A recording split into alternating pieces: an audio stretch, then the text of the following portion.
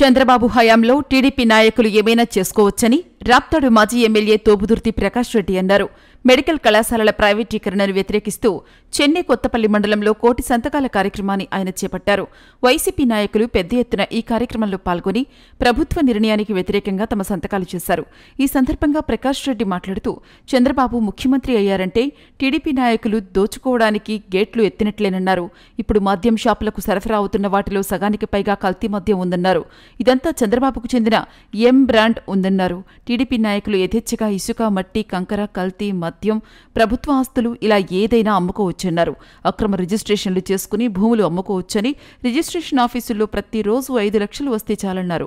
కూటమి ప్రభుత్వ నిర్వాకం వలన భూములు ఉన్న రైతులు కూడా వలసలు పోతున్నారని ప్రకాష్ రెడ్డి విమర్శలు చేశారు. జగన్మోహన్ రెడ్డి గారు తీసుకొచ్చినటువంటి 17 గవర్నమెంట్ మెడికల్ కాలేజీలలో 17 గవర్నమెంట్ ఆసుపత్రులను, అందులో 12 ప్రైవేటీకరణ పేరుతో పీపీపీ మోడల్ పేరుతో ప్రైవేటు సంస్థలకు దాదాపుగా 45,000 కోట్ల రూపాయలు రాసిన ప్రైవేటు సంస్థలకు అప్పజెప్పడము, 66 సంవత్సరాలకు గాను వాళ్ళకి అప్పజెప్పడం, 66 సంవత్సరాల పాటు మీకు హక్కులు ఇస్తున్నాం, మీరు పేదలు ఎవరు వచ్చినా కూడా వారికి ఉచితంగా వైద్యం చేయకండి, మీరు డబ్బులు వసూలు చేసుకోండి అని లైసెన్స్ ఇచ్చినట్లుగా ప్రజలు భావిస్తున్నారు. ఎవరు నమ్మడంలే. పీపీపీ విధానం అంటే మీకు తెలుసా? పీపీపీ విధానంలో వైద్యానికి డబ్బులు తీసుకుంటారో లేదు మీకు తెలుసా అని మీరు మాట్లాడే బూటకపు మాటలు ఎవరు నమ్మడం లేదు. చంద్రబాబు నాయుడు 19 సంవత్సరాలుగా ముఖ్యమంత్రిగా ఉండి ఏ ఒక్క ప్రభుత్వ మెడికల్ కాలేజీని ఆయన తీసుకురాని పరిస్థితుల్లో జగన్మోహన్ రెడ్డి గారు 5 సంవత్సరాలలోనే 17 ప్రభుత్వ మెడికల్ కాలేజీలని తీసుకొని వచ్చి వివిధ దశల్లో నిర్మాణాలు ఉన్నాయి. 5 కాలేజీలు అడ్మిషన్లు స్టార్ట్ అయినాయి. 17 వీటికి అనుబంధంగా 17 ప్రభుత్వ ఆసుపత్రులు, దాదాపు 650 పడకల ఆసుపత్రులు నిర్మాణం కూడా వివిధ దశల్లో ఉన్నాయి. వాటి చిత్రాలను చూపిస్తున్నాం, ప్రజలకి కరపత్రాలు పంచుతూ ఉన్నాం. గవర్నర్ గారికి వినతి పత్రం ఇచ్చేటువంటి ఒక డాక్యుమెంట్ ప్రతి ఇంటికి చేరుస్తున్నాం. 1 కోటి సంతకాల సేకరణ చేస్తాం. మరి చంద్రబాబు నాయుడు గారు ఆయన కుమారుడు చెప్పుకునే విధంగా మేము ఈరోజు గూగుల్ని తీసుకొచ్చాము, గూగుల్ డేటా సెంటర్ తీసుకొచ్చాము, ఇంకొకటి రకరకాలుగా అన్ని పోస్టింగ్ చేసుకుంటున్నారు. జగన్మోహన్ రెడ్డి గారి ప్రభుత్వం ఏదైతే ఆచరణలోకి తీసుకొచ్చేదానికి సంతకాలు చేసిందో, ఒప్పందాలు చేసుకుందో వాటినే మీరు ప్రచారం చేసుకుంటా ఉన్నారు. అదానీ డేటా సెంటర్ అనేసి గతంలో కండిషనల్గా కనీసం 25,000 మందికి ఉపాధిని కల్పిస్తే అదానీ డేటా సెంటర్కి భూములు కేటాయింపు జరుగుతుందనేసి అప్పట్లో కండిషనల్గా జగన్మోహన్ రెడ్డి గారి ప్రభుత్వం ఒప్పందాలు చేసుకుంటే ఈరోజు నికరంగా 200 ఉద్యోగాలు కూడా ఇచ్చేటువంటి పరిస్థితి లేదు. ఎక్కడ కూడా వాళ్ళు ఇచ్చిన జీవోలో మేము ఇన్ని వేల ఉద్యోగాలు ఇస్తున్నాము అనేటువంటి మాట ఎక్కడా రాలే. కానీ 22,000 కోట్ల రూపాయలను మీరు గూగుల్ డేటా సెంటర్కి సంబంధించినటువంటి జాయింట్ వెంచర్ కంపెనీకి మీరు 22,000 కోట్ల రూపాయల సబ్సిడీలు ఇస్తూ ఉన్నారు. మరి మీరు ఏదో గొప్పలు చెప్పుకోవడానికి ఆ రోజు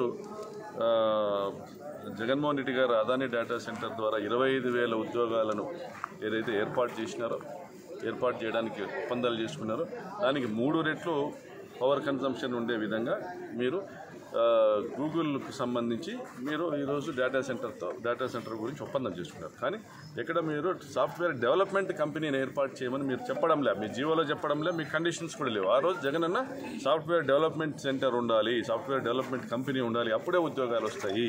డేటా సెంటర్తో ఉద్యోగాలు రావు, మహా అయితే 200 మందికి వస్తాయి. మరి మీరు ఉద్యోగాలను సాధించకుండా, ఎంప్లాయ్మెంట్ అనేది తీసుకొని రాకుండా కేవలము ఒప్పందాలు ప్రచారం కోసం మీరు వాడుకుంటా ఉన్నారు. మీ డొల్లతనం అన్ని విధాలుగా బయటపడుతూ ఉంది. అదేవిధంగా ఈ మధ్యకాలంలో సోషల్ మీడియాలో చూస్తున్నాం, వివిధ మాధ్యమాల్లో చూస్తున్నాం, ఎన్ బ్రాండ్ లిక్కర్ అనేది ఈరోజు చాలా పెద్ద ఎత్తున వైరల్ అవుతుంది.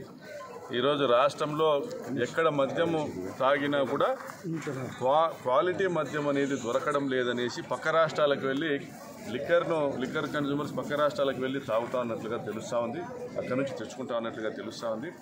మరి ఈ మధ్య ములకల చెరువు కావచ్చు, పాలకొల్లు కావచ్చు, మరి ఇతరత్ర 2-3 ప్రదేశాల్లో ఏదైతే లిక్కర్ ఫ్యాక్టరీలు అక్రమ మద్యము, నకిలీ మద్యం తయారీ కేంద్రాలు వెలిసినాయో పోలీసులు ఏదైతే కేసులు పెట్టడం జరుగుతూ ఉందో దీని మీద జగన్మోహన్ రెడ్డి గారు గొంతెత్తుతూ ఉన్నారు, రాష్ట్ర వ్యాప్తంగా ప్రజలు గొంతెత్తుతూ ఉన్నారు, వారందరూ ప్రశ్నిస్తూ ఉన్నారు. గతంలో జగనన్న ముఖ్యమంత్రిగా ఉండగా 1,05,000 కోట్ల మద్యం ఆదాయం వచ్చింది. అంతకుముందు చంద్రబాబు నాయుడు ఉండగా 70,000 కోట్ల మద్యం ఆదాయం వచ్చింది 5 ఏళ్లలో. అంటే 50% ఆదాయం పెరిగింది 5 ఏళ్ళకు. మరి ఇప్పుడు 50% ఆదాయం పెరగాలంటే 1,60,000 1,70,000 కోట్ల ఆదాయం రావాలి.